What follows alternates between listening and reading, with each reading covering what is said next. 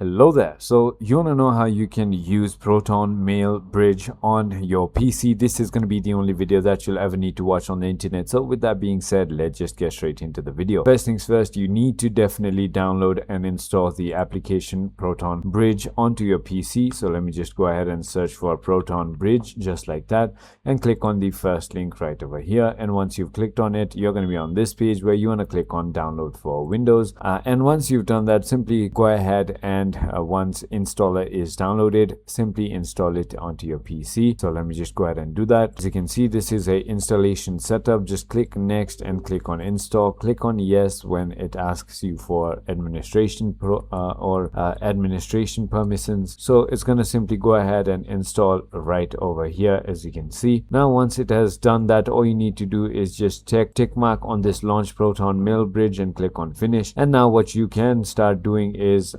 customizing or modifying any of your clients that you use. So whether it be Gmail, whether it be Apple, anything that you use, you can simply go ahead and start your setup. Just enter your email and password of your Proton and you can simply check all of your mails right over here.